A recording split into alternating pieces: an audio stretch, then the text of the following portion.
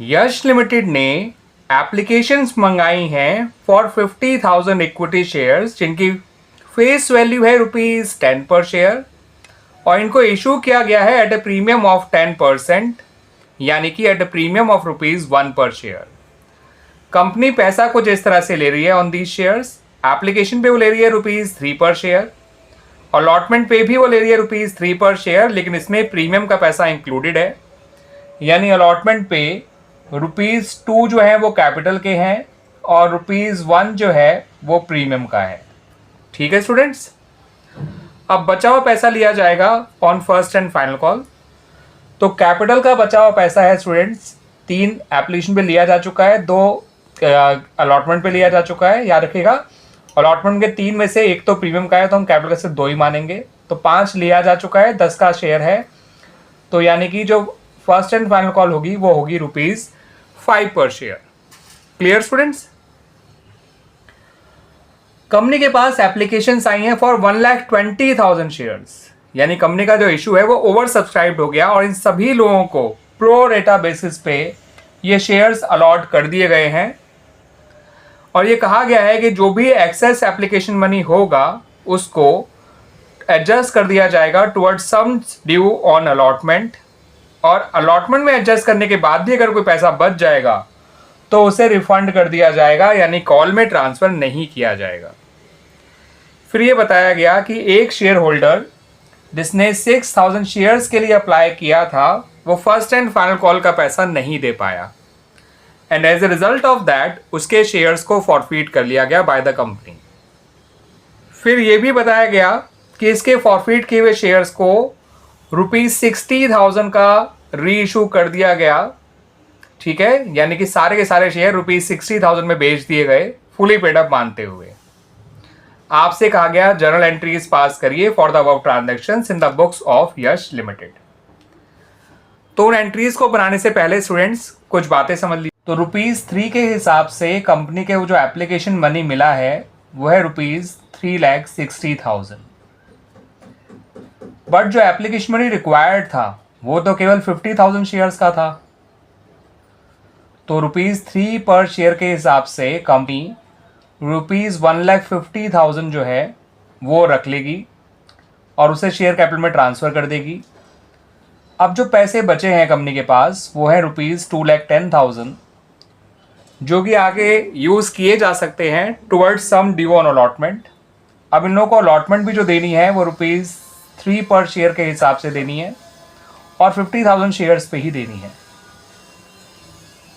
Allotment में जो पैसा चाहिए वो है ₹1,50,000 और जो फालतू पैसा आया हुआ है वो है ₹2,10,000। इसका मतलब जो शेयर अलॉटमेंट में पैसा जाएगा वो होगा ₹1,50,000 और जो ₹60,000 अब भी बच जाएंगे उनको कंपनी रिफंड कर देगी। ठीक है स्टूडेंट्स, ध्यान रखिएगा ये पैसा रिफंड कर दिया जाएगा बाय द कंपनी, क्योंकि हमसे साफ कर रखा है कि अलॉटमेंट के बाद भी अगर कुछ पैसा बच जाता है तो उसे रिफंड करिएगा, उसे आगे कॉल में ट्रांसफ़र मत करिएगा। आइए अब बना लेते हैं अपनी जर्नल एंट्रीज। सबसे पहली जर्नल एंट्री बनाई जाएगी एप्लीकेशन मनी रिसीव करने की, जो बनाई जाएगी with ₹3,60,000, bank account debit to shares application account 3,60,000।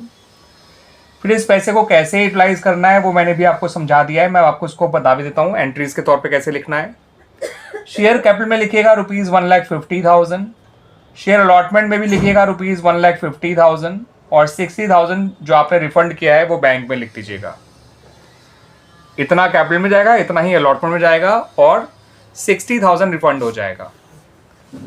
अब जो अलॉटमेंट ड्यू कराई जाएगी वो 50,000 शेयर्स ही की जाएगी। इंटू 3 करेंगे तो 1,50,000, इंटू 2 करेंगे तो 1 लाख, क्योंकि कैपिटल में ₹2 पर शेयर के हिसाब से ही पैसा जाएगा और सिक्योरिटीज प्रीमियम जाएगा 50,000 इंटू 1 यानी ₹50,000।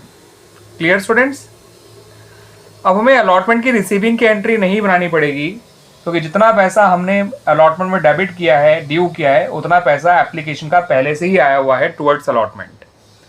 अब सीधा एंट्रीज बनाई जाएंगी related to first call. First call ₹5 पर शेयर है, तो 50,000 इंटू 5 होता है ₹2,50,000। इसकी रिसीविंग के वक्त स्टूडेंट्स यहाँ तो आप 2,50,000 लिखिए, मगर यहाँ पर हमें बताया हुआ है कि एक शेयर होल्डर ने जिसने 6,000 शेयर्स के लिए अप्लाई किया था उसने फर्स्ट एंड फाइनल कॉल का पैसा नहीं दिया था। तो पहले तो आप स्टूडेंट ये पता करिए उसको कितने शेयर अलॉट करे गए हैं उस डिफ़ॉल्टर को, क्योंकि 6,000 शेयर तो उसके अप्लाइड शेयर्स थे। तो हमें उसके अलॉटेड शेयर निकालने पड़ेंगे पहले। उसके लिए सिंपली 50,000 ऊपर रखिए, जितने शेयर्स टोटल अलॉट किए गए हैं 1,20,000 नीचे रखिए, जितने शेयर के लोगों ने अप्लाई किया था ऑन प्रोराटा बेसिस, ठीक है, इनटू इसके अप्लाइड शेयर लिख दीजिए, आपको इसके अलॉटेड शेयर मिल जाएंगे।